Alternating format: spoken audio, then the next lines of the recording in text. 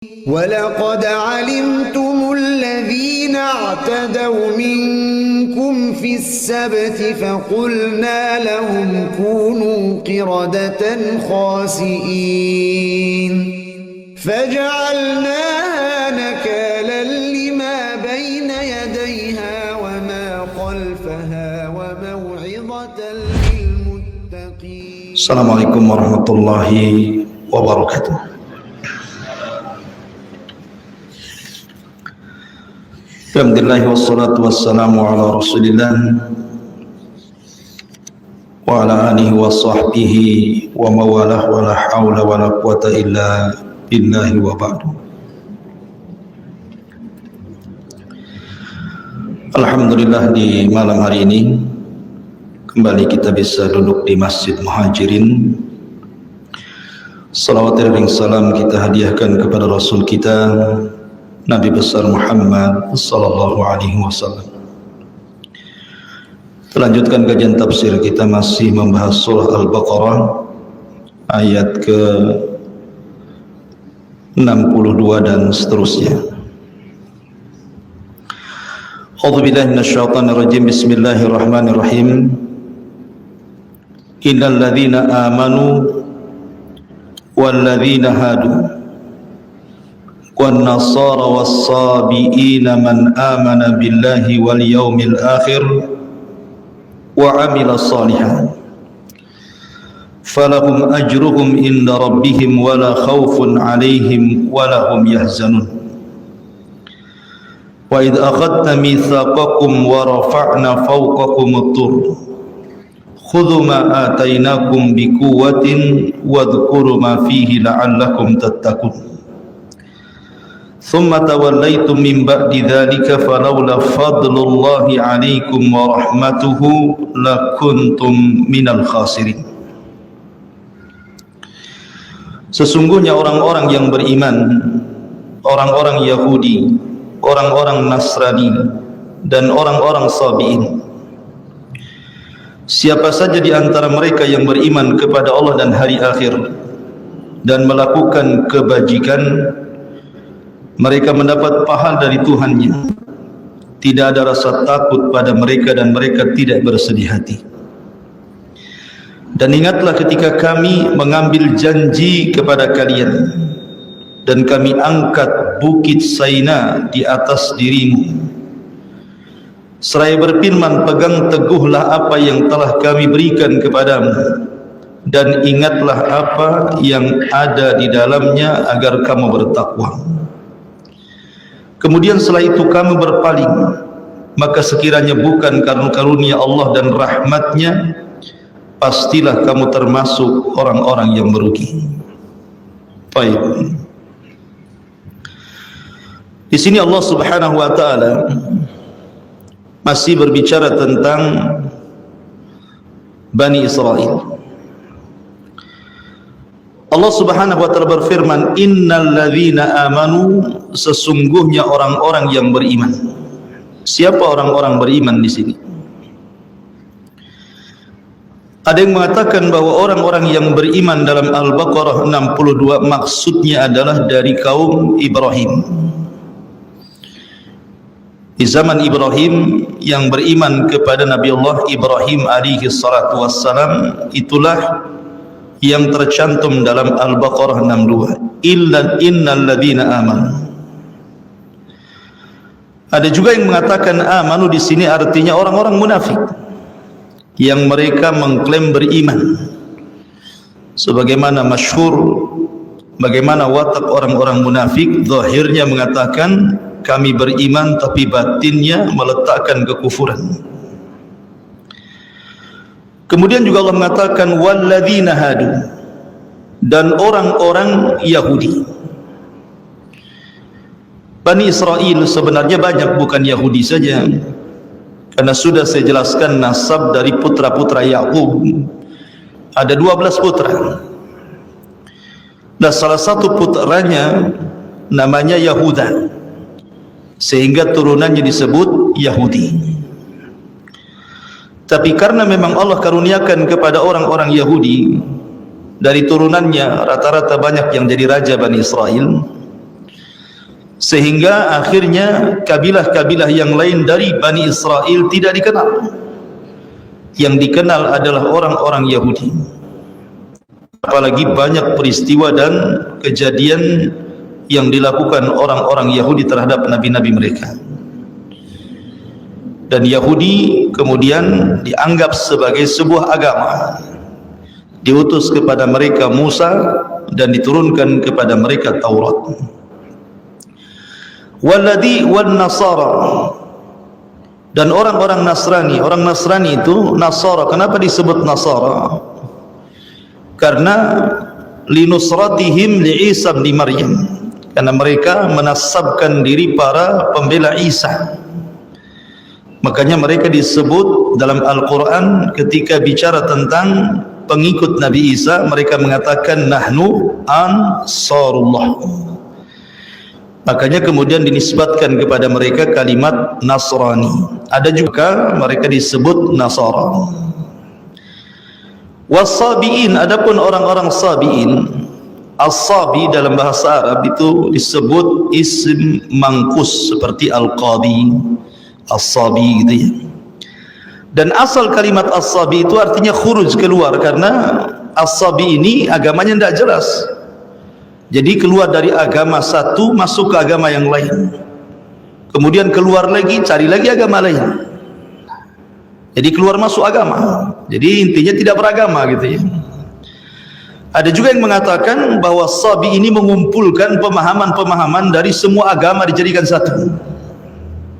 Mungkin kalau sekarang liberal gitu ya, semua agama diambil semuanya. Ada juga yang mengatakan As-Sabi'in ini bagian daripada ahli kitab, sebagaimana pendapat Abu Hanifah rahimahullahu ta'ala. Dan ada juga yang mengatakan As-Sabi artinya pengikut Nabi Allah Yahya. Tetapi apakah orang yang beriman di zaman Nabi Ibrahim, ataukah orang-orang Yahudi, Nasrani ataupun As-Sabi'in, kalau mereka tidak beriman kepada Allah Azza wa Jal, percuma. Makanya Allah mengatakan man amana billahi wal yaumil akhir. Kalau seandainya mereka-mereka ini mau beriman kepada Allah Subhanahu wa ta'ala, mengikuti nabi-nabi yang diutus kepada mereka dan hari akhir, falahum ajruhum inda rabbihim, mereka dapat pahala. Dan kalau seandainya mereka tidak beriman, lalu apa penasaban mereka kepada agama-agama di zamannya? Mengatakan bahwa kami pengikut Ibrahim, kami pengikut Musa, Isa atau yang lainnya, kalau seandainya mereka tidak beriman. Makanya sebagian para ulama mengatakan, apakah ayat ini bicara tentang sebelum diutusnya Nabi ataukah setelah diutusnya Nabi? Sebab kalau sudah diutusnya Nabi, walaupun mereka pengikut Ibrahim, walaupun mereka pengikut Musa, walaupun mereka pengikut Yahya ataupun Isa, maka tidak ada gunanya. Kenapa? Walaupun mereka beriman, kalau mereka tidak mengikuti Nabi SAW. Karena Allah Subhanahu wa ta'ala berfirman dalam Al-Quran, وَمَنْ يَبْتَغِي غَيْرَ الْإِسْلَامِ دِينًا فَلَنْ يُقْبَلَ مِنْهُ وَهُوَ فِي الْآخِرَةِ مِنَ الْخَاسِرِينَ إِنَّ الدِّينَ عِنْدَ اللَّهِ الْإِسْلَامِ. Siapapun yang mencari selain agama yang dibawa Nabi, maksudnya agama Islam, selain tidak diterima, termasuk orang rugi. Karena agama yang diridhoi satu-satunya hanyalah Islam. Bagi ulama yang membawa ayat ini dihapus dengan waman yabtagi ghairil islami dina, berarti tidak ada gunanya mereka beriman kepada agamanya mereka masing-masing. Tapi kalau ayat ini dibawa kepada sebelum Nabi, mungkin. Karena bagaimanapun sebagian ulama mengatakan bahwa ini Allah Subhanahu wa ta'ala membuat tartib zamani, tartib sesuai dengan zaman. Artinya orang-orang di masa Ibrahim yang beriman kepada Ibrahim, maka mereka orang yang paling mulia di zamannya. Orang-orang Yahudi yang beriman kepada Musa, mereka orang yang paling mulia di zamannya. Orang yang beriman kepada Isa atau kepada Yahya, Nasrani atau Sabi'in, maka orang yang paling mulia di zamannya. Itu kalau mengikuti tafsiran bahwa ayat ini sebelum diutusnya Nabi SAW. Tapi kalau sudah diutusnya Nabi, maka keimanan mereka tidak ada gunanya. Karena Rasul mengatakan dalam sebuah hadis, la yasma'u bi Yahudiyun wala Nasraniyun, tidak satupun Yahudi dan Nasrani yang mendengar kedatanganku summa lam yu'min bi, kemudian tidak beriman kepadaku, kanat min ashabil jannah, kanat min ashabi jahannam, maka mereka termasuk orang-orang yang akan masuk neraka jahannam. Jadi enggak ada cerita. Tidak boleh ada orang Yahudi atau Nasrani atau Sabi'in atau orang-orang di zaman Nabi Ibrahim yang kedatangan Nabi SAW kemudian tidak mengikuti Rasul, kecuali sesat mereka. Makanya Rasul mengatakan, laukana Musa, dalam riwayat Isa hayyan, kalau seandainya Musa dan Isa hidup, summa taba'tum, kemudian kalian mengikuti dia, wa taraktumuni, dan meninggalkan aku, kata Rasulullah, la dhalaltum, kalian pasti sesat. Maka di sini ada dua penafsiran para ulama. Kemudian Allah mengatakan, man amana billahi wal yaumil akhir wa amila salihan, dan beramal saleh, menunjukkan bahwa konsekuensi iman itu adalah amal. Kemudian falahum ajruhum inda rabbihim wala khaufun alaihim wala hum yahzan, maka pahalanya akan diberikan kepada Rabb mereka, tidak ada rasa takut pada mereka dan mereka pun tidak akan bersedih hati. Kemudian Allah mengatakan, wa id akhadna mitsaqakum, dan ingatlah ketika kami mengambil janji kepada kalian. Jadi Nabi Musa ini masih di Ardutih, peristiwanya masih di negeri Linglung. Jadi ketika Musa alaihi salatu wassalam berada di negeri Tih itu, mereka kan tidak bisa keluar dari situ selama 40 tahun. Secara otomatis harus ada undang-undang yang mengatur Bani Israel ini. Karena 40 tahun bukan waktu yang singkat, waktu yang lama. Kalau tidak ada undang-undang bagi mereka, kacau kehidupan masyarakat. Akhirnya kemudian mereka pun meminta undang-undang kepada Musa. Maka Musa berdoa kepada Allah Subhanahu wa taala. Dari situlah Musa alaihi salatu wassalam membawa nuqabah, orang-orang pilihan yang jumlahnya 12 orang itu, diajak oleh Musa untuk mengambil Taurat. Di mana? Di Bukit Saina. Berangkatlah 12 orang pilihan bersama Musa alaihi salatu wassalam. Kemudian Musa berangkat duluan dan 12 orang pilihan ini belakangan. Singkat cerita, maka Musa alaihi salatu wassalam pun kemudian berjumpa dengan Allah dan berdialog dengan Allah. Kemudian Allah mewahyukan kepada Musa dengan memandatkan Taurat. Dan ini kitab yang sangat masyhur dari kitab-kitab Bani Israel. Itu mukjizatnya Nabi Musa. Karena Allah Subhanahu wa taala menurunkan kitab-kitab langit diawali dengan suhuf. Tidak ada namanya, hanya suhuf saja. Suhuf itu artinya lembaran-lembaran. Sebagiannya diberikan kepada Syith, kepada Idris, kepada Ibrahim, gitu ya. Maka Musa alaihi salatu wassalam dianugerahkan Taurat, dan dalam bahasa mereka disebut perjanjian lama. Adapun Injil berbeda dengan Taurat. Ada yang mengatakan Taurat itu lebih sempurna dari segi ahkam, penjelasan hukum-hukum, dibandingkan Injil. Karena Injil sendiri ditulis bukan oleh Nabi Isa, tapi Isa mengajarkan kepada murid-muridnya sebelum diangkat ke langit. Kemudian murid-muridnya ini menyebar untuk mendakwahkan syariat Isa. Maka muncullah beberapa Injil yang ditulis oleh murid-muridnya. Di sana ada Lukas, di sana ada Matta, di sana ada Yohanna, macam-macam, ada 4 Injil.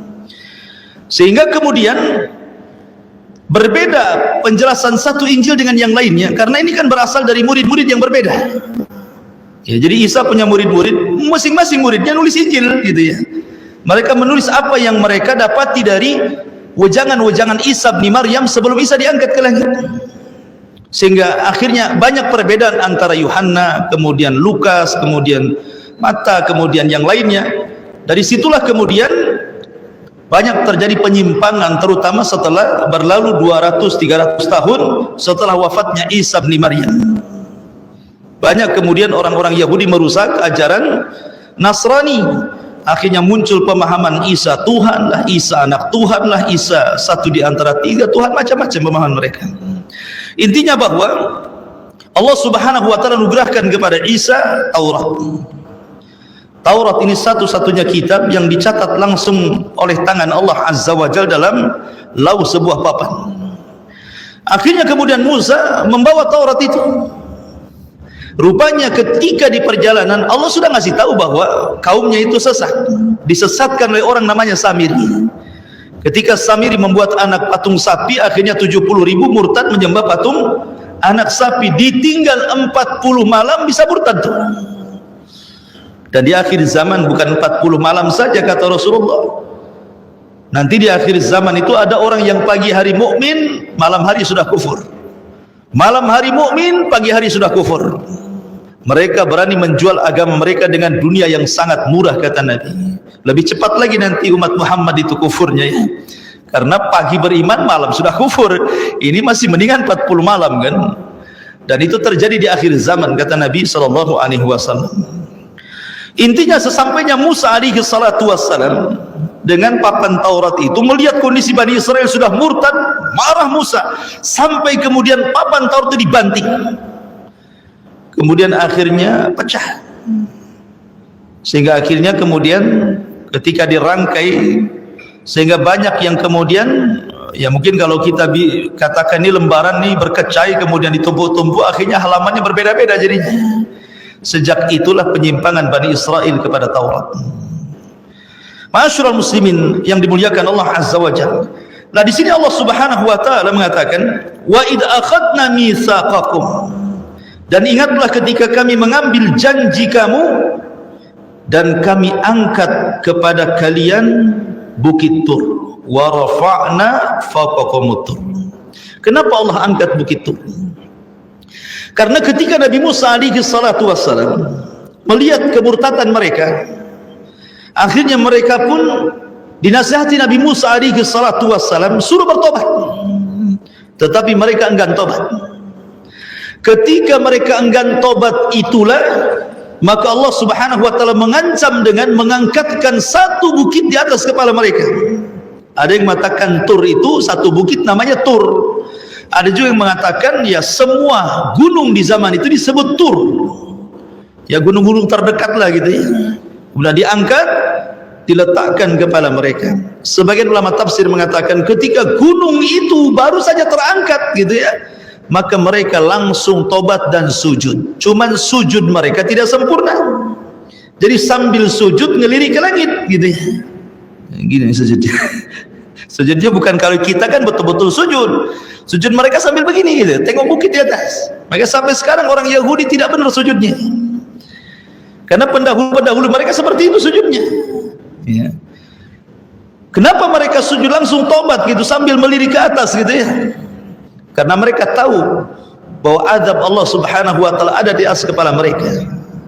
Dari sini Musa alaihi salatu wassalam memaksa mereka dengan bahasa kita ini mau ikut Taurat, mau ikut undang-undang Taurat, ataukah bukit yang di atas kepala kalian dilemparkan kepada kepala-kepala kalian. Makanya Allah mengatakan khudhu ma atainakum.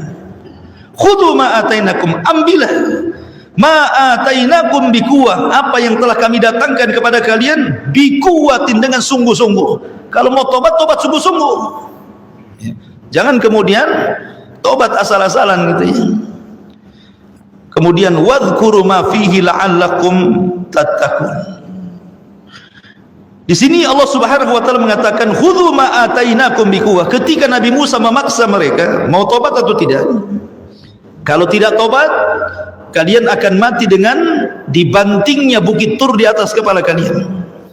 Tapi kalian kalau mau tobat, maka gunung ini tidak akan dibanting kepada kepala kalian, tetapi tobatnya dijelaskan dari ayat sebelumnya.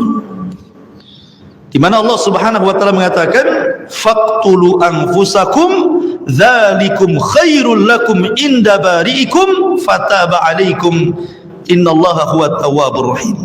Maka kalian harus saling bunuh di antara kalian. Saling membunuh di antara kalian itulah tobat kalian. Dan tentu mati di atas tobat jauh lebih baik dibandingkan mati di atas kesyirikan. Karena mereka menyembah ijat, menyembah patung anak sapi. Maka mereka bertobat semuanya, kemudian saling bunuh di antara mereka. Sehingga Allah Subhanahu wa taala katakan, wadhkuru, dan ingatlah, ma fihi, apa yang ada di dalamnya, la'allakum tattaqun, agar kalian bertakwa. Di sini Allah ingatkan orang-orang Yahudi Bani Israel yang ada di kota Madinah di zamannya. Lihat bapak kalian seperti itu, nenek moyang kalian seperti itu. Thumma tawallaitum min ba'di dzalikum falaula fadlullahi 'alaikum wa rahmatuhu lakuntum minal khasirin. Tetapi apa yang terjadi dengan Bani Israel? Bani Israel itu memang betul-betul ya, sudah jelas-jelas kawannya bertobat, kemudian saling membunuh gitu. Ini yang hidup, yang sisa yang hidup itu yang menyaksikan bagaimana mereka saling membunuh sehingga 70.000 mati bergelimpangan. Apa yang terjadi? Tsumma tawallaitum, kemudian kamu berpaling lagi. Ya. Mim ba'di dzalika, setelah peristiwa itu, laula fadlullahi 'alaikum wa rahmatuhu lakuntum minal khasirin.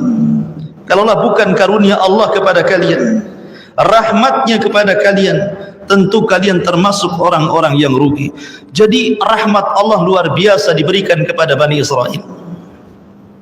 Mereka sudah bermaksiat, bertobat Allah ampuni, maksiat lagi, bertobat Allah ampuni. Dan begitulah Allah Subhanahu wa taala, wasi'at rahmatuhu kulla syai'. Jadi rahmatnya itu meliputi segala sesuatu. Makanya kita tahu, kalau kita cerita tukang sihir di zaman Musa, tukang sihir di zaman Musa itu tidak pernah satu kali pun beriman kepada Allah, beramal pun tidak. Mereka sehari-hari hanya belajar sihir, dan sihir kesyirikan. Ketika kemudian berduel dengan Musa alaihi salatu wassalam, kemudian akhirnya mereka tidak sanggup melawan Musa, akhirnya bertobat, kemudian sujud 1 kali selama hidup mereka. Kemudian setelah itu Fir'aun marah dan mengatakan, amantum qabla an adana lakum, kalian berani beriman sebelum aku izin, akan kubunuh kalian. Akhirnya Fir'aun membunuh tukang-tukang sihir itu. Tukang sihir ini selama hidupnya tidak beriman, tidak beramal, tapi dia di akhir hidupnya tobat, kemudian sujud. Kemudian setelah itu dibunuh Fir'aun. Apa kata Abdullah bin Abbas radhiyallahu anhuma? Lihat tukang-tukang sihir itu, di pagi hari saharatun fajarah, di sore hari syuhadaun bararah. Di pagi hari menjadi tukang sihir yang jahat, di sore hari sudah menjadi syuhada yang baik. Dan Allah masukkan mereka ke dalam surga. Kenapa Allah mereka masukkan? Itu menunjukkan rahmat karunia Allah Azza wa Jalla. Dari sini ada pelajaran, la taqnatu min rahmatillah. Jangan putus asa dari rahmat Allah Subhanahu wa taala. Seperti dulu juga ada kisah satu orang membunuh 99 jiwa. Akhirnya ingin tobat. Salah orang minta fatwa. Datang kepada seorang ahli ibadah yang enggak punya ilmu. Dia mengatakan, Tuan, saya ingin bertobat, adakah tobat bagiku? Kata rahib pendeta ini mengatakan, tidak ada, dosamu sudah membumbung ke langit, katanya. Marahlah dia, ditusuknya si rahib itu, genaplah 100 jiwa. Akhirnya dia tidak putus asa mencari orang-orang yang bisa mengantarkan dia kepada tobatnya. Berjumpalah dengan seorang alim, betul-betul alim. Kata orang alim ini, kau bisa bertobat dan diterima tobatmu asal kau cari lingkungan yang baik. Di sana ada desa semua orang baik, orang soleh, orang taat. Kau gabunglah bersama mereka. Berjalanlah orang ini ke desa yang dituju orang alim. Di tengah jalan belum sampai udah mati. Ketika mati datang 2 malaikat, satu malaikat azab, satu malaikat rahmat. Kata malaikat azab, ruhnya pantas masuk neraka. Sudah 100 nyawa dia bunuh. Kata malaikat rahmat, tidak, ruhnya harus masuk surga. Kenapa? Karena sudah keinginan bertobat. Akhirnya tarik-tarikan dia. Maka Allah utus malaikat qadi pemutus. Kata malaikat pemutus ini, sudah gini saja, ukur saja bumi itu dari arah dia mati ke arah tempat yang dituju, atau dari arah mati ke tempat dia bertanya kepada orang alim. Kalau dia dekat kepada tujuan, masukkan ke surga. Tapi kalau masih jauh dan dekat kepada orang yang ditanya, masukkan ke neraka. Subhanallah. Hakikatnya bumi itu Sebenarnya dia lebih jauh kepada desa yang dituju dan lebih dekat kepada orang yang bertanya. Tapi karena rahmat Allah Subhanahu wa taala luas, Allah lipat bumi itu sehingga kemudian desa yang dituju jauh lebih dekat dibandingkan orang alim yang ditanya. Akhirnya kemudian yang berhak mendapatkan terus siapa? Malaikat rahmat. Begitulah rahmat Allah Subhanahu wa taala. Dulu di zaman Bani Israel ada dua orang bersaudara. Dua-duanya ini bersaudara, tapi yang satu orang ahli ibadah, yang satunya pula ahli maksiat. Kan begitu ya dalam keluarga itu. Kadang-kadang kita sudah ngaji, keluarga mungkin satunya masih maksiat gitu ya. Dalam keluarga kan tidak semuanya baik, ya tidak semuanya jahat. Pasti di antara lingkungan itu pasti ada yang baik, ada yang jahat. Jadi zaman Bani Israel ada dua orang, satu alim, abid, satu jahat. Yang abid ahli ibadah ini memang baik, setiap hari nasihati saudaranya, tub ilallah, bertobatlah kau kepada Allah, si maksiat aja kau ini, nggak mau didengar juga. Kemudian besoknya dinasihati, tidak bosan lah orang ini terus menasihati. Sampai di sini bagus, karena memang kewajiban kita menasihati orang jahat. Tapi masalahnya dia tidak bisa mengontrol emosi. Ketika saudaranya ini bermaksiat yang menurut pandangan dia maksiatnya tidak bisa ditolerir, ini sudah parah ini maksiatnya, akhirnya dia emosi kemudian ngomong sembarang, lam tatub, kalau kau tidak bertobat, wallahi, bersumpah pula dia, wallahi demi Allah, la yaghfirallahu lak aw la yunjika minan nar, Allah tidak akan mengampuni dosa-dosamu, bahkan engkau tidak akan dikeluarkan dari api neraka. Dengan pastinya dia mengatakan seperti itu. Dia tidak tahu bahwa rahmat Allah itu luas. Allah itu wasiat rahmatuhu, rahmatnya luas dibandingkan kemurkaannya. Makanya pintu sorga itu adalah 8, pintu neraka itu ada 7. Kenapa pintu sorga lebih banyak dibandingkan pintu neraka? Karena rahmat Allah lebih luas dibandingkan murkanya. Akhirnya kemudian ketika keduanya diwafatkan oleh Allah Azza wa Jalla, yang ahli maksiat Allah masukkan ke dalam surga, yang ahli ibadah Allah masukkan ke neraka. La haula wala quwwata illa billah. Apa alasannya? Yang ahli maksiat ini karena dia bermaksiat, maksiatnya masih tahta masyiatillah, masih di bawah kehendak Allah, karena dia tidak melakukan kesyirikan. Tetapi yang ahli ibadah sudah bersumpah, dan sumpahnya melampaui takdir Allah dengan mengatakan, demi Allah, Allah tidak akan mengampuni. Siapa yang punya ampunan? Engkau apa Allah? Allah tidak akan mengeluarkan dari api neraka. Siapa yang punya neraka? Allah yang punya neraka. Suka-suka Allah memasukkan, mengeluarkan. Karena dia sudah bicara melewati takdir Allah, Allah masukkan ke neraka. Lihat bagaimana orang ini masuk neraka bukan karena membunuh loh, bukan karena minum khamar, bukan karena berzina, karena dosa lisan. Hanya ngomong begitu masuk neraka. Kenapa? Karena lisan ini satu kalimat saja kalau membuat Allah murka sudah cukup dimasukkan orang itu ke neraka. Lihat hadis Rasul, wa innal abda la yatakallamu bil kalimati la yulqilaha balan min sukhtillah yahwi sahibuha fi nari jahannam. Terkadang ada seorang hamba berbicara satu kalimat, lihat bahasa Rasul, satu kalimat. Rasul tidak mengatakan berkalimat-kalimat, cukup satu kalimat saja, tetapi terkandung kemurkaan Allah di dalamnya, dan dia ucapkan tidak sadar. Subhanallah. Yang satu kalimat yang terkandung kemurkaan Allah itu dia ucapkan tidak sadar, mungkin lagi emosi dia ngomong gitu ya, tetapi mengakibatkan orang yang bicaranya masuk ke dalam jahanam sejauh lebih jauh dibandingkan barat dan timur. Kata Rasul, ab'ad ma bainal masyriqi wal maghrib. Dari sini penting orang menjaga lisan itu, jangan sampai menyinggung orang, jangan sampai menghina orang, jangan sampai orang akhirnya tidak tenang karena ucapan kita, tulisan kita macam-macam ya. Ma'asyiral muslimin yang dimuliakan Allah Azza wa Jalla, intinya bahwa Bani Israel walaupun begitu degilnya masih juga Allah berikan karunia dan rahmat kepada mereka.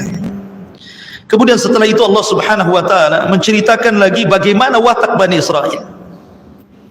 Allah mengatakan, walaqad alimtumul ladzina i'tadaw minkum fi sabti faqulna lahum kunu qiradatan khasi'in faja'alnaha nakalan lima baina yadayha wa ma khalfahu wa mau'izatan lil muttaqin. Dan sesungguhnya kami telah mengetahui orang-orang yang melakukan pelanggaran di antara kamu pada hari Sabtu. Lalu kami katakan kepada mereka, jadilah kamu kera yang dihinakan. Maka kami jadikan yang demikian itu peringatan bagi orang-orang pada masa itu dan bagi mereka yang datang kemudian, serta menjadi pelajaran bagi orang-orang yang. Ayat ini memang kurang lengkap, tetapi kita ambil sebagai penjelasan yang lengkap pada surah Al-A'raf. Dan karena ayat ini disebut kisah Ashabus Sabti, dalam surah Al-A'raf, tepatnya pada ayat 162 atau 163. Jadi kisahnya begini. Nabi SAW ketika sampai hijrah ke Madinah, kita tahu orang-orang Madinah ketika itu mayoritas orang-orang Yahudi, karena Yahudi terdiri dari 3 kabilah di Madinah itu. Ada namanya Bani Quraidah, ada namanya Bani Qunaiqah, ada namanya Bani Nadir. Itu kabilah-kabilah besar Yahudi. Dan yang paling besar namanya Bani Qunaiqah karena yang menguasai perekonomian Yathrib atau Madinah kala itu. Jadi Nabi SAW selalu berdialog dengan orang-orang Yahudi, selalu berdialog dengan orang-orang Yahudi, dan terkadang Yahudi pun mengetes Nabi untuk kebenaran risalahnya. Jadi karena orang-orang Yahudi itu mereka sulit didakwahi, sangat sulit didakwahi. Beda dengan orang Nasrani. Di zaman Rasul banyak orang masuk Islam, orang-orang Nasrani, tapi orang Yahudi sedikit. Walaupun pemimpin mereka Abdullah bin Salam masuk Islam dari pemimpin Yahudi, tetap saja orang Yahudi tidak beriman. Jadi Nabi SAW ingin bertanya kepada mereka tentang kakek buyut mereka. Seolah-olah Nabi SAW mengatakan, kalian seperti ini, saya mau tanya kepada kalian tentang Ashabus Sabti.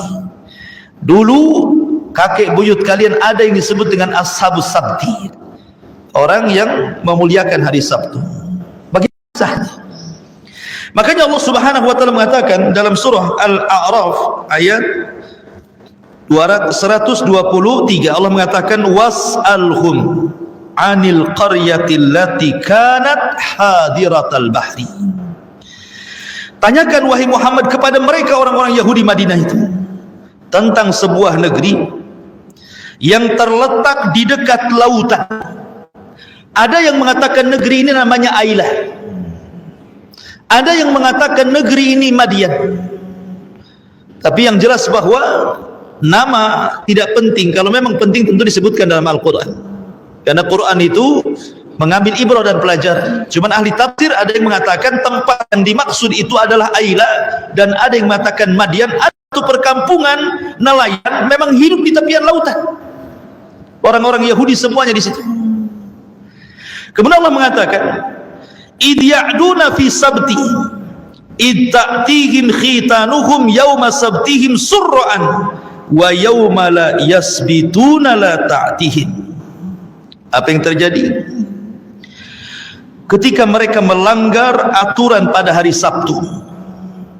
Begini ya, Allah Subhanahu wa taala sebenarnya sudah menawarkan kepada Yahudi atau Nasrani satu hari yang disebut dengan hari sakral, di mana mereka satu hari itu diperuntukkan untuk beribadah, tidak boleh untuk dunia. Perang tidak boleh, cari ma'isyah tidak boleh, bekerja tidak boleh, pokoknya hari itu khusus ibadah. Dan Allah tawarkan hari Jumat, tapi mereka tidak mau mengambil hari Jumat, mereka mengambil hari Sabtu. Kemudian Nasrani mengambil hari Ahad, dan Allah pilihkan Islam hari Jumat. Jadi Allah yang memilihkan Jumat kepada kita. Tapi mereka kemudian tersesat dari hari Jumat mengambil hari Sabtu. Orang Nasrani tersesat dari hari Jumat dan mengambil hari Ahad. Bukan tidak ada alasan. Orang-orang Yahudi mengambil hari Sabtu itu karena kita tahu bahwa alam semesta ini diciptakan oleh Allah Subhanahu wa taala fi sittati ayyamin, pada tempo 6 hari. Di mana Allah Subhanahu wa taala menciptakan bumi dimulai dari hari Ahad, kemudian Senin bumi selesai, kemudian Allah naik ke langit, kemudian Allah menciptakan langit hari Selasa dan hari Rabu, kemudian selesai langit, maka hari Kamis dan Jumat Allah turun lagi ke bumi, kemudian Allah Subhanahu wa taala ciptakan fasilitas bumi, Allah ciptakan gunungnya, sungainya, hutannya, binatangnya, macam-macamnya di situ. maka genaplah berapa? 6 hari. Fi sittati ayyam. Sehingga Allah Subhanahu wa taala kelelahan. Kemudian beristirahatlah di hari Sabtu.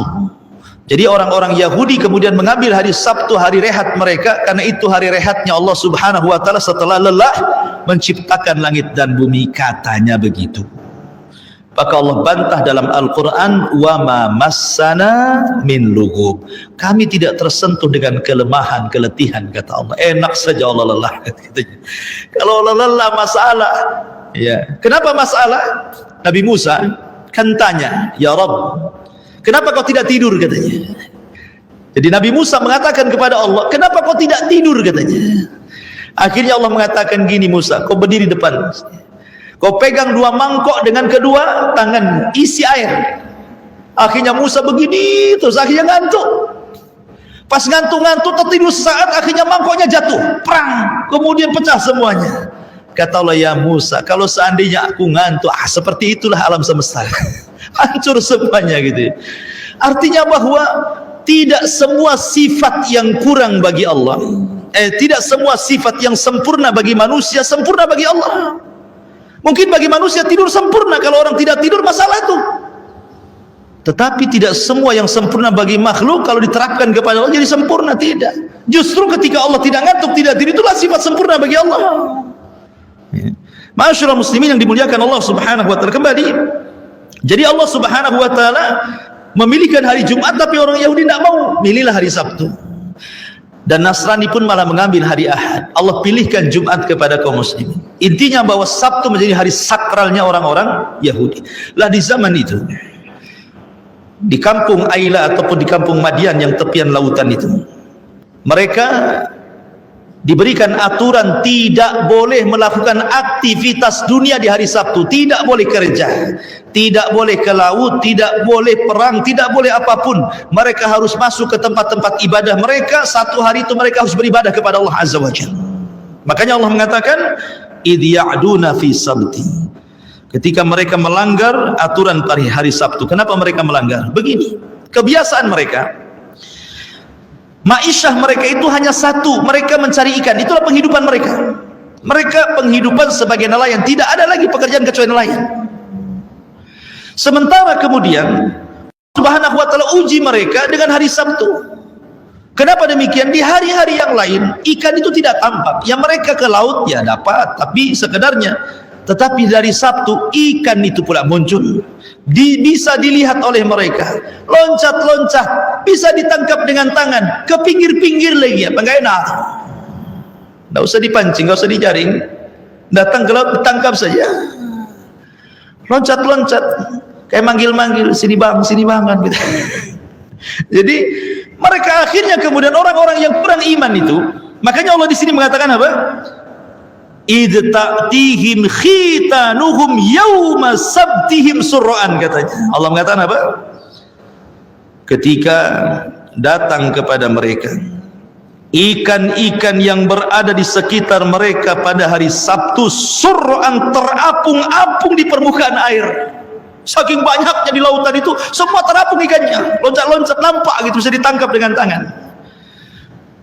Tapi anehnya, wa yauma la yasbituna la ta'tim, tapi di hari selain Sabtu tak pula ikan itu muncul. Ikan itu tidak tahu kemana, tapi kalau datang hari Sabtu kok ada pula ikan itu. Ini Allah Subhanahu wa taala sedang menguji Bani Israel. Allah uji itu, kuat enggak imannya. Akhirnya kemudian ada sebagian orang-orang fasik dari kampung tersebut membuat khilah, ingin membuat makar. Wa yamkuruna wa yamkurullah wallahu khairul makir. Mereka hendak menipu Allah, menipu orang-orang yang beriman. Yukhadi'unallaha walladzina amanu. Akhirnya mereka ketika sudah masuk hari Sabtu, belum masuk hari Sabtu, ketika kan hari dalam Islam itu ketika terbenam matahari. Pemanya ini Jumat, besok mau Sabtu, berarti ketika Jumat sore terbenam matahari, berarti masuklah hari Sabtu kan itu. Jadi mereka pandai, mereka jaring di sore hari Jumat, dipasanglah jaring-jaring mereka itu. Jadi mereka dikeruk, dibuat jalan, ya dibuat jalan supaya ikannya nanti kalau ada masuk ke ke perangkap mereka gitu ya. Jadi akhirnya mereka membuat perangkap di hari Jumat itu, di sore hari Jumat, untuk mengambil ikan di hari Sabtu. Kemudian mereka pun memanennya hari Ahad. Mereka mengatakan kami tidak mengambil ikan dari Sabtu. Cuman mereka pasang jaring di hari Jumat untuk ikan di hari Sabtu ditangkapnya hari Ahad kan itu. Yukhadi'unallaha walladzina amanu. Mereka hendak menipu Allah. Ya. Akhirnya kemudian segelintir orang ini kok enggak ada masalah. Maksudnya tidak ada azab kepada mereka. Mulailah diikuti oleh kawan-kawannya. Jadilah banyak. Buat kayak gitu semua satu kampung itu, kecuali orang-orang yang dirahmati dan beriman kepada Allah Azza wa Jalla. Makin banyaklah orang mengikuti gaya-gaya tersebut. Semua pasang jaring di hari Jumat untuk ikan hari Sabtu, dipanennya hari Ahad. Ketika kemudian lama mereka melakukan seperti dan mereka mendapatkan kesenangan dari situ. Mereka menganggap kan ikan yang kita ambil kan hari Sabtu, itu ikan hari Sabtu. Katanya kalau kita ngambil ikan dari Sabtu akan datang azab dari Allah Azza wa Jalla. Ada pun azab dari Allah. Akhirnya kemudian ada yang tajarru, sebagian mereka ada yang mulai berani mengambil ikan langsung dari Sabtu. Udah nggak ada lagi cerita pasang jaring Jumat untuk diambil hari Minggu. Tidak, langsung hari Sabtunya mereka nyemplung ke laut. Mulainya sedikit, kok juga tidak turun azab kepada mereka gitu ya. Akhirnya kemudian orang-orang pun mulai ikut 1, 2, 3, akhirnya ramelah orang ikut mengambil ikan di hari Sabtu. Di sini Allah mengatakan id ya'duna fi sabti, ketika mereka melakukan pelanggaran di hari Sabtu. Akhirnya kemudian manusia terpecah menjadi 3. Manusia terpecah menjadi 3. Wa id qalat ummatun minhum lima ta'iduna qauman Allahu muhlikuhum aw mu'adzibuhum adzaban syadida qalu ma'dziratan ila rabbikum la'allahum yattaqun. Kemudian dan ingatlah ketika suatu umat di antara mereka berkata, mengapa kamu menasihati kaum yang akan dibinasakan atau diazab Allah dengan azab yang sangat keras? Mereka menjawab, agar kami mempunyai alasan bertanggung jawab kepada Tuhan dan agar mereka bertakwa kepada Allah. Dari ayat ini ada 3 kelompok. Bani Israel di kampung itu terbagi menjadi 3 kelompok setelah peristiwa mereka rame-rame mengambil ikan dari Sabtu. Kelompok yang pertama orang-orang fasik. Mereka mengambil ikan di hari Sabtu, yang tua yang muda ikut terlibat di situ. Kelompok yang kedua keras, tidak boleh kau ini ngambil ikan dari Sabtu, nanti azab akan turun kepada kalian.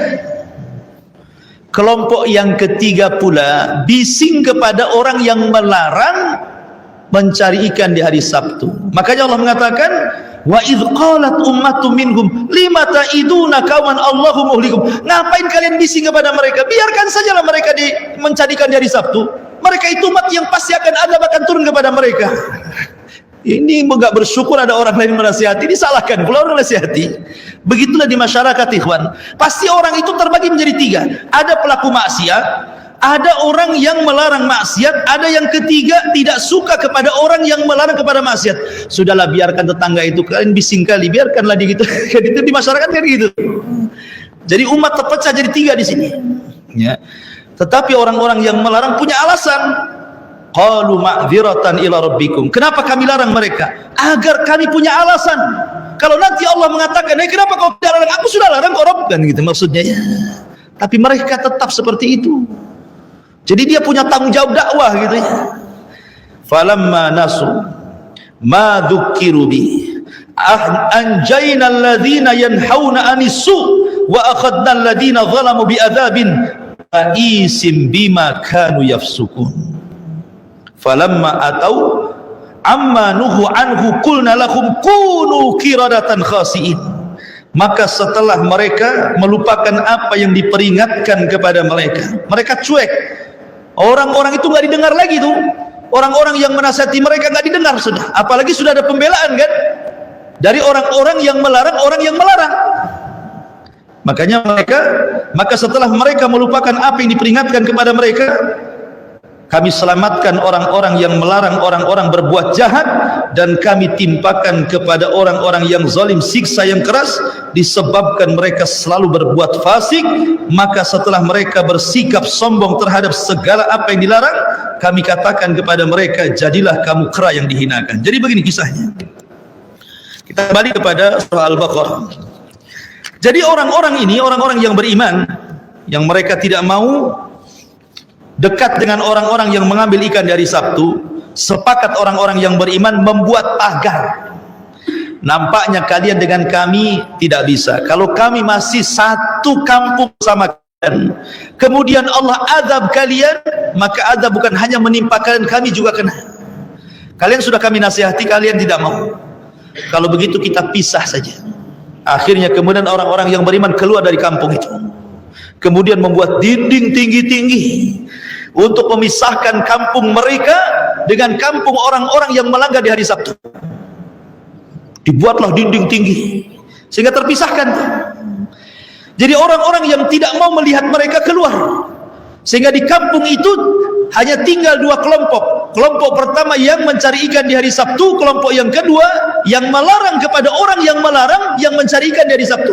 Satu kampung dia. Dari situ ma'asyiral muslimin yang dimuliakan Allah Azza wa Jalla, apa yang terjadi?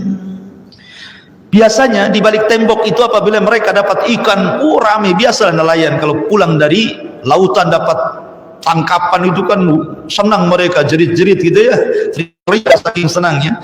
Dan itu mereka biasa dengar hari-hari, terutama di hari Sabtu mereka ramai. Tapi suatu hari tidak pula ada suara.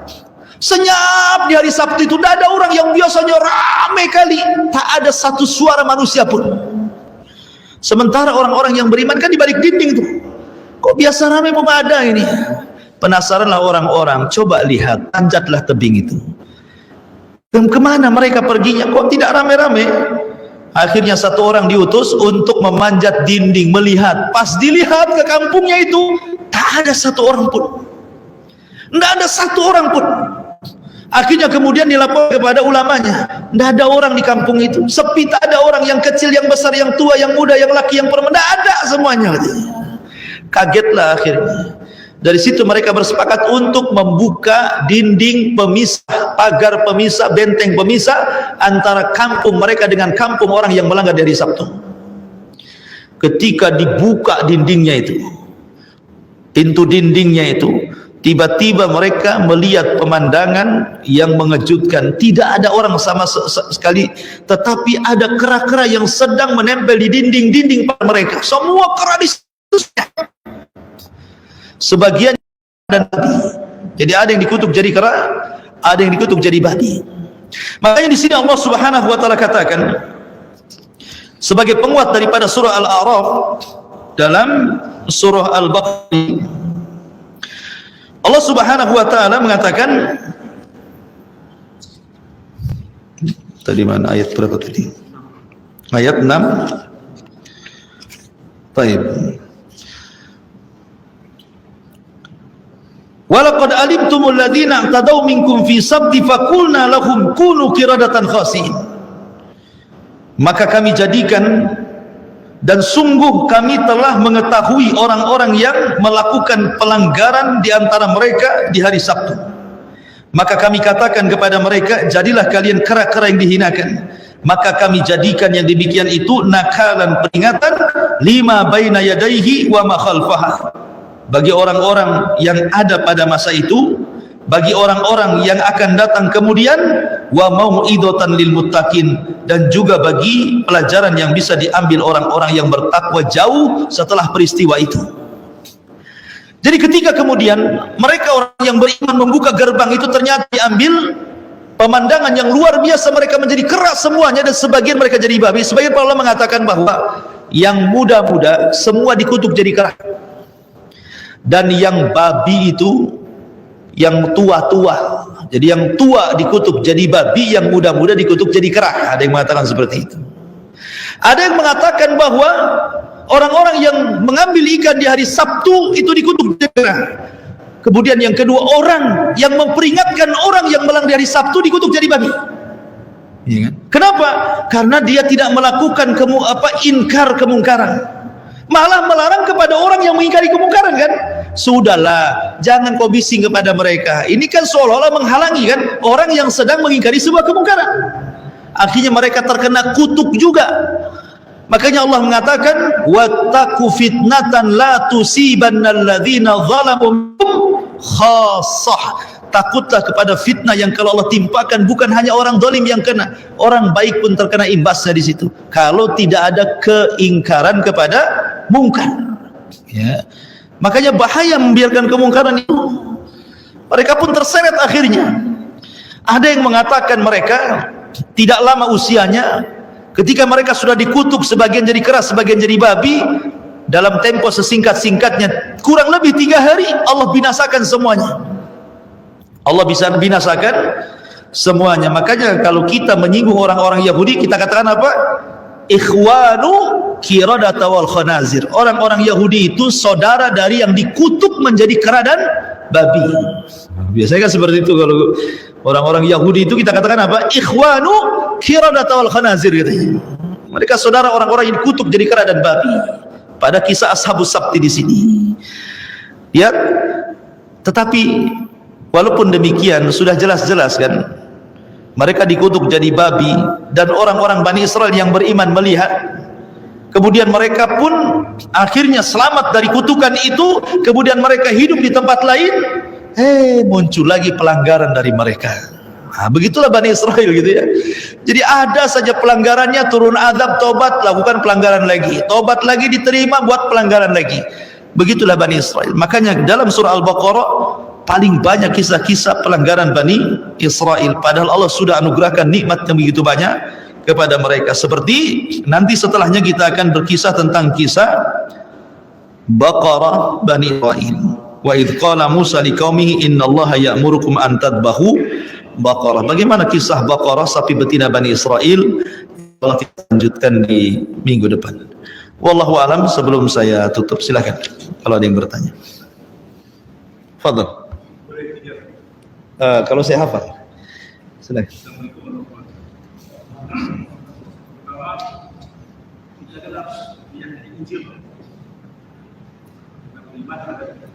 Kira-kira yang disebut Injil itu yang mana? Kalau dari semua itu karangan apa ya, terus yang benar itu apa memang pernah ada? Yang kedua, saya sering ngomong Israel cerita. Nah, ketika ada petik yang setelah kita cari dalil yang ada, apakah Israel tidak ada ini? Seperti Jumat kemarin, ada diceritakan ketika putri Rasulullah SAW di kubur, ada suara dari kubur. Tidak ada Israel atau yang kanan putih. Itu di zaman Nabi. Setelah Nabi kan ketika Fatimah wafat. Iya kan di zaman Nabi. Berarti Israel lihat, lah kan Israel kan cerita umat dulu. Itu bisa saja hadis tidak jelas atau karang-karang. Taib. Yang ketiga, tadi Pak Junta, kita bagaimana menyampaikan kritik. Di WA kan sering Pak, memberikan tidak kritik. Ada yang tidak jadi tertawa. Padahal kita tahu ada tindakan pemerintah dan memang begitu, dan ada kesalahan. Kita yang disalahkan, kita boleh sebenarnya. Taib. Alhamdulillah.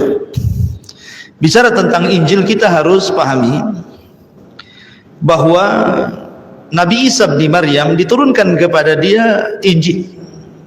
Kemudian Injil ini diajarkan kepada murid-muridnya. Kemudian murid-muridnya mengarang lagi. Jadi banyaklah Injil itu. Ya, jadilah muncul Injil Yohanna, Markus, Matta gitu ya.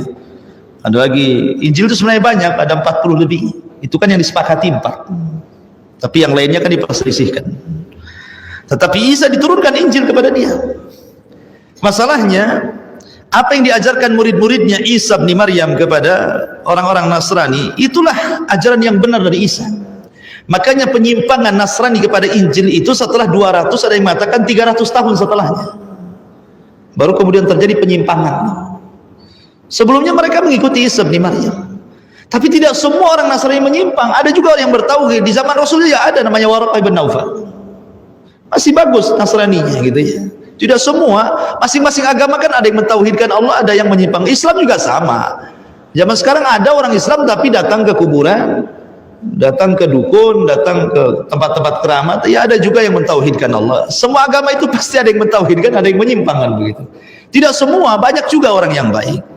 Tetapi Anda harus bedakan antara Taurat, Injil dan Quran. Ada yang mengatakan bahwa Taurat tidak bisa memansuh Injil tidak bisa memansuh Taurat, atau Taurat menghukumi Injil tidak. Tapi beda dengan Al-Quran. Quran itu disebut muhaiminah, menghukumi Injil dan Taurat. Makanya memansuh kedua buku itu, kedua kitab itu setelah datangnya Quran tidak boleh lagi digunakan. Tetapi kalau Injil dengan Taurat tidak, bahasa mereka itu perjanjian lama dengan perjanjian baru, tidak saling menghapus satu dengan yang lainnya. Walaupun ada juga yang mengatakan Taurat lebih sempurna dari segi hukum-hukum yang dicantumkan. Beda dengan Zabur. Kalau Zabur kan tidak ada hukum-hukum yang dicantumkan. Zabur itu kan hanya kitab mawaid, hanya nasihat-nasihat, jangan melembutkan hati, mengingat kematian, itu Zabur. Makanya bentuknya taranum. Ya, kalau Zabur itu. Lain dengan Injil ataupun Taurat ataupun Quran memang berisi hukum-hukum. Nah, itu harus dibedakan. Makanya kemudian kita harus beriman dengan kitab-kitab ini. Tetapi setelah datangnya Al-Quran tidak ada cerita. Setelah datangnya Al-Quran tidak ada cerita. Al-Quran sendiri sebenarnya di zaman Nabi SAW kan tidak ada mushaf seperti yang saya pegang ini. Semua para sahabat itu mereka menghafal Quran itu di dada-dada mereka. Ada penulis-penulis wahyu seperti Ali bin Abi Thalib punya mushaf karena dia adalah katibul wahyi. Tapi susunannya beda. Kalau Ali bin Abi Thalib itu menulis mushaf, dia menyesuaikan dengan turunnya ayat. Umpamanya nih ayat yang pertama, Iqra bismi rabbikal ladzi khalaq, maka itu dicantum ayat pertama. Dan ayat terakhir umpamanya idza jaa nasrullahi wal fath, itu ayat terakhir. Ada namanya mushaf Abdullah bin Mas'ud. Mushaf Abdullah bin Mas'ud itu dia dicantumkan ayatnya sama tafsirnya sekalian. Jadi ayatnya tafsirnya juga di situ ditulis. Itu namanya mushaf Abdullah bin Mas'ud. Ada namanya Mus'ab Ubay bin Ka'ab yang tartibnya sama dengan tartib yang kita baca kan gitu ya. Dan beberapa sahabat yang disebut dengan penulis wahyu. Penulis wahyu itu banyak ya kan, Ali, Muawiyah, kemudian Ubay bin Ka'ab, Thabit bin Zaid, dan banyak sahabat itu, ada sekitar 40 kurang lebih, itu disebut penulis wahyu. Tetapi kan tidak ada pegangan satu mushaf karena masing-masing sahabat itu punya catatan sendiri-sendiri. Tidak ada yang bisa dipegang oleh sahabat, kesepakatan bahwa punya Ali yang harus dipegang, punya Ubay harus dipegang, tidak ada. Baru di zaman Umar radhiyallahu an, ketika Abu Bakar Siddiq radhiyallahu an memerangi orang-orang murtad di perang Yamamah, banyak hufadzul Quran mati di situ. Sehingga Umar ada kekhawatiran kalau seandainya tidak ada para penghafal Quran karena sudah mati semuanya, maka Quran akan ditinggalkan dan tidak akan jadi perhatian kaum muslimin ketika para penghafal Quran itu gugur. Makanya Umar datang kepada Abu Bakar, ya Abu Bakar, tolonglah kumpulkan mushaf itu dari para penulis wahyu itu supaya jangan hilang. Akhirnya Abu Bakar nggak mau pada awalnya, tapi kemudian Allah bukakan hati Abu Bakar. Akhirnya kemudian dikumpulkan para penulis wahyu, diminta mana catatan-catatan kalian, maka dikumpulkan jadi satu di era Abu Bakar, tapi bukan jadi rujukan, hanya ditaruh gitu saja. Kemudian di masa Umar karena masih ada para penghafal Quran, tetap ditaruh juga. Di masa Umar meninggal, ditaruh juga di rumah Hafsah. Baru di era Utsman bin Affan, Utsman ini satu-satunya khalifah yang menyeberangkan pasukan lewat lautan. Di zaman Abu Bakar, Umar nggak ada pasukan lewat lautan itu, semua jalan darat. Karena Umar khawatir kondisi lautan begitu dahsyatnya kan. Tapi Muawiyah memaksa di zaman Utsman, akhirnya diberangkatkan juga. Sampailah terjadi perjebruan di zaman Utsman kepada Armenia, ke daratan Irak sana, dipimpin Hudzaifah bin Yaman. Terjadilah khilaf qiraah. Khilaf qiraah ini macam mana nih? Yang ini mengatakan innallaha huwal ghaniyul hamid, yang mengatakan enggak ada huanya langsung ghaniyul hamid. Macam-macam, akhirnya melemahkan pasukan. Tetapi ujung-ujungnya Allah menangkan peperangan itu. Sampailah berita ini dilaporkan Hudzaifah kepada Utsman. Ya Utsman, sahabat khilaf masalah qiraah. Kamu harus melihat kondisi mereka, jangan sampai mereka berselisih seperti orang-orang Yahudi Nasrani berselisih gitu. Akhirnya kemudian Utsman pun membuat aturan, panggil 4 orang, 3 sahabat 1 tabi'in. Dipanggillah Zaid ibn Thabit, dipanggillah Abdullah ibn Zubair, Abdurrahman ibn As, dan beberapa, pokoknya 3 orang dari sahabat, 1 orang dari tabi'in. Kemudian kata Utsman, ambil mushaf yang ada di Hafsah, salin. Qiraah yang bermasalah, qiraah syadzah, buang, bakar. Dan qiraah yang disepakati dan yang terakhir dibaca Nabi, itulah yang sah sebagai Quran. Maka Utsman pun kemudian memerintahkan 4 orang ini akhirnya disadurlah dengan cara menyalin, kemudian yang sepakat diletakkan, yang tidak sepakat dibuang, yang terakhir dibaca Nabi dicatat, yang menjadi perselisihan dibuang. Akhirnya dicetaklah menjadi 7 cetakan, 7 mushaf bahasa kita. Dulu kan bukan cetakan ya, mungkin salinan, 7 salinan. 7 salinan ini diletakkan, dikirim ke beberapa daerah negeri-negeri Islam sampai ke Syam, supaya yang di sana jangan menyelisih yang di sini, yang di sini jangan menyelisih yang di sana. Akhirnya ketika dibagikan 7 itu, maka sepakatlah kaum muslimin baca Quran dengan cara satu bacaan yang disebut dengan mushaf Utsmani. Sebenarnya kalau cerita Quran itu ada 2 ilmu yang antum harus pahami. Dalam Quran ini ada 2 ilmu. Yang pertama namanya ilmu rasmi, yang kedua namanya ilmu qiraati. Ilmu rasmi itu berkaitan dengan tulisan. Pada awalnya Quran ini ditulis di zaman Utsman, itu tidak ada titiknya, nggak ada harokatnya. Cuma mau baca, tidak bisa dibedakan mana ba dengan sa, tidak bisa dibedakan mana ro dengan za, tidak bisa dibedakan mana sin dengan shin, nggak ada titiknya. Ya, itu marhalah yang pertama, nggak ada sama sekali titiknya. Maka disebut qiraah muhmalah namanya. Ada qiraah muhmalah, ada qiraah mu'jamah namanya ya. Kalau antum belajar ulumul Quran tuh. Jadi setelah itu kemudian marhalah yang kedua, marhalah peletakan titik. Dari muhmalah menjadi mu'jamah. Maka mulailah dibedakan mana ba, mana ta, mana sa, mana sya, mana sa, mana ro, mana za. Akhirnya mulailah dibedakan. Tapi belum ada harokat. Baru setelah itu marhalah yang ketiga, pengharokatan. Tetapi hanya diharokati saja, ya, belum ada i'rabnya, belum ada ilmu bahasa Arab di situ, hanya diharokati saja. Baru malah yang keempat memasukkan ulumul Arabiyah kepada ulumul Quran.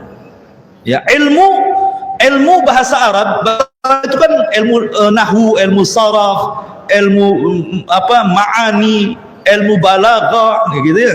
Kemudian ilmu mantik, ilmu nazam, macam-macam ilmu bahasa Arab itu. Ya kita kenal nahwu saraf aja lah kan itu.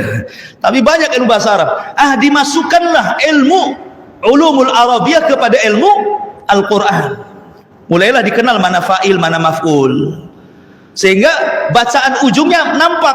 Harus dibaca dhammah kah, dibaca fathah kah, dibaca kasrah kah. Kalau dia fa'il dhammah, kalau dia maf'ul kasrah, kalau majrur kalau maf'ul fathah, kalau majrur dhammah, kalau jazam sukun. Mulai ujung-ujungnya nampak tuh, sehingga enak bacanya. Ya kan? Dan itu terjadi di zaman Ali radhiyallahu anhu, karena ada satu kasus, ada seorang namanya Abul Aswad Ad-Du'ali. Abul Aswad Ad-Du'ali itu dia pulang ke rumahnya, dia dengar anaknya baca Quran, kok salah bacanya pada orang Arab. Dia datang kepada Ali radhiyallahu anhu mengatakan, ya Amirul Mukminin, anak saya saja orang Arab salah baca. Sekarang banyak orang-orang ajam, orang-orang di luar Arab pada masuk Islam. Macam mana dengan mereka nanti? Tolonglah Quran ini kalau bisa diharokati, dijelaskan, di-i'rabi gitu ya, supaya nggak salah baca. Sejak itulah Ali memerintahkan Abul Aswad Ad-Du'ali untuk mengharokati Al-Quran, memasukkan ulumul Arabiyah kepada ulumul Quran, sehingga Quran enak dibaca. Sampai sekarang ini, ya, namanya ilmu rasmi namanya. Ya, walaupun antara catatan dengan imla terkadang berbeda. Kemudian yang kedua ada namanya ilmu qiraah. Beda ilmu qiraah dengan ilmu rasmi, karena ilmu qiraah itu bicara tentang lahjah. Wadduha, wadduha, kan itu ya. Itu lahjah namanya. Siapa yang pertama mengajari? Jibril. Jibril mengajari Nabi SAW 7 qiraah yang disebut dengan sab'atu ahruf namanya. 7 qiraah. Jadi suatu ketika Umar bin Khattab berselisih dengan Hisham, sama-sama sahabat Nabi. Hisham ini membaca Quran, kata Umar, salah, aku mendengar Rasul tidak kayak gitu bacaannya, katanya, lahjahnya maksudnya. Dibawalah Hisham ke hadapan Rasul. Kata Umar, ya Rasulullah, Hisham membaca bacaan berbeda yang aku dengar dari dirimu. Kata Rasul, oke, Hisham baca Quran. Hisham pun baca Quran. Kata Rasulullah, itulah qiraah yang diajarkan Jibril kepada aku. Sekarang kau Umar baca Quran. Umar pun baca Quran. Kata Rasulullah, baca sama dengan Jibril turunkan. Kemudian Rasul mengatakan, Jibril mengajarkan qiraah kepadaku sab'atu ahrufin, 7 lahjah. Makanya disebut ada 7 qiraah. Qiraatus sab'ah namanya. Kemudian